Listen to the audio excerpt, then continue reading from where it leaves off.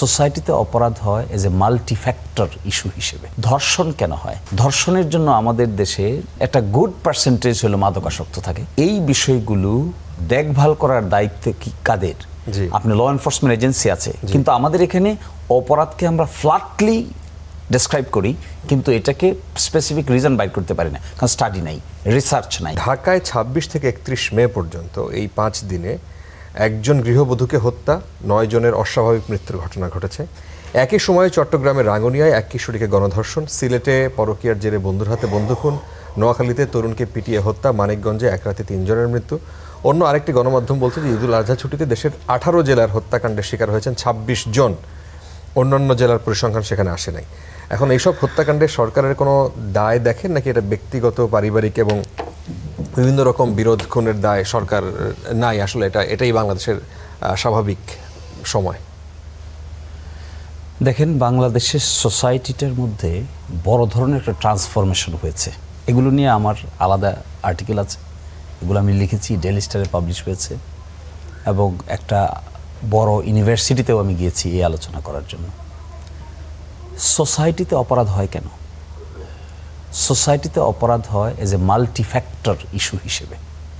সোসাইটির অপরাধকে কোনো একটা পার্টিকুলার ইস্যু দিয়ে আপনি এক্সপ্লেইন করতে পারবেন না, কারণ অপরাধ হওয়ার আন্তর্জাতিকভাবে ক্রিমিনোলজি ডিপার্টমেন্টে যে রিজনগুলো বলা হয়, সেই রিজনগুলোর মধ্যে কোনোটা রাজনৈতিক, কোনোটা অর্থনৈতিক, কোনোটা সোশ্যাল, কোনোটা অভ্যাসগত, কোনোটা আছে পার্সোনালিটি, মেন্টাল গঠন, এক্সপিরিয়েন্স, কিভাবে বড় হয়েছে, কোন স্টেজে বড় হয়েছে, তার আয় ইনকাম কি, বেকারত্বের ধরন কি, কি কারণে, মাদকাসক্তির কি ভূমিকা এখানে আছে, করাপশনের কি ভূমিকা এখানে আছে।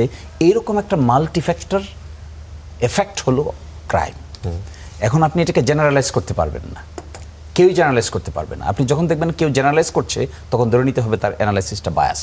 আচ্ছা, আপনাকে দেখতে হবে কেস টু কেস বেসিস। ধর্ষণ কেন হয়? ধর্ষণের জন্য আমাদের দেশে, আপনি এটাকে কোন ইউনিভার্সিটিটা, কর্নেল ইউনিভার্সিটি থেকে একটা আর্টিকেল পাবলিশ হয়েছে, এটাও আমি ডিসকাশনে ছিলাম ওই দিন।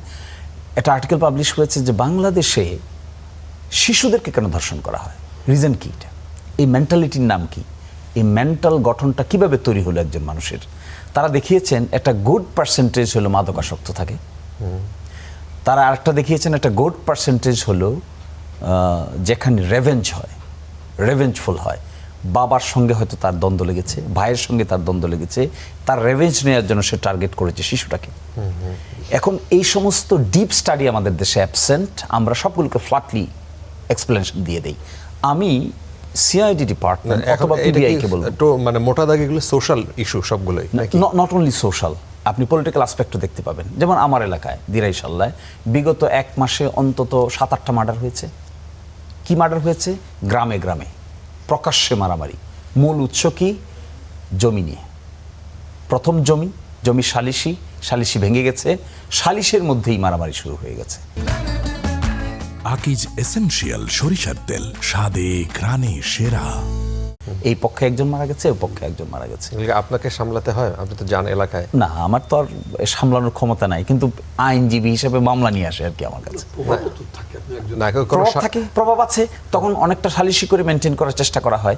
কিন্তু আমি বলছি এটা বেড়ে গেছে, এটা আগে এরকম দেখা যেত না, এত সিনারি দেখা যেত। আরেকদিকে দেখেন কি হচ্ছে, এখন এটা স্প্রেড করেছে, হবিগঞ্জ স্প্রেড করেছে, মৌলভীবাজারও স্প্রেড করেছে।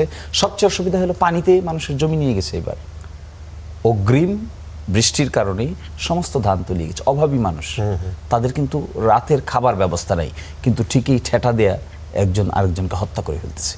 এখন এই জিনিসগুলোকে, আমি যে ইস্যুটা রেজ করতে চাই, এই জিনিসগুলোকে জেনারেলাইজ করা যাবে না। কিন্তু আমাদের দেশে পুলিশ ডিপার্টমেন্টে অপরাধ প্রিভেনশনের জন্য যথেষ্ট স্টাডি নেই। That is what is alarming.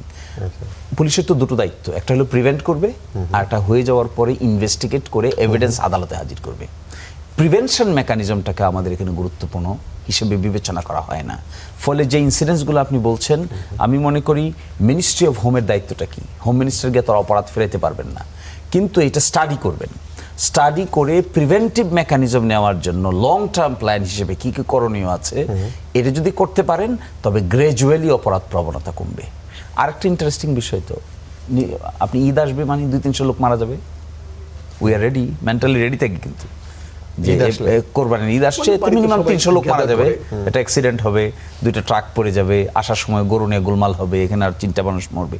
দেখেন এটা ঈদ, কিন্তু ঈদ যাত্রা মানেই 300 মানুষের জীবন চলে যাবে।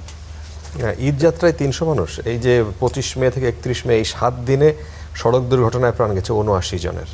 এটা হচ্ছে একদম রিপোর্টেড, যেটা আমরা পত্রিকায় আসছে। এবং আপনি তার আগের বার দেখবেন, রোজা ঈদে দেখবেন, তা দেখবেন আমি একটা রিপোর্ট দেখলাম 271 জন। এই যে আমি বলছি, এই বিষয়গুলো দেখভাল করার দায়িত্ব কি কাদের? জি। আপনি ল এনফোর্সমেন্ট এজেন্সি আছে, কিন্তু আমাদের এখানে অপরাধকে আমরা ফ্ল্যাটলি ডেসক্রাইব করি, কিন্তু এটাকে স্পেসিফিক রিজন বাইর করতে পারি না, কারণ স্টাডি নাই, রিসার্চ নাই, গবেষণাটা সঠিকভাবে নাই, প্রিভেন্টিভ মেকানিজম নেওয়া যায় না। হয়ে গেল, সবাই আমরা লেগে গেলাম, হয়ে গেল, এবার বিচার করো।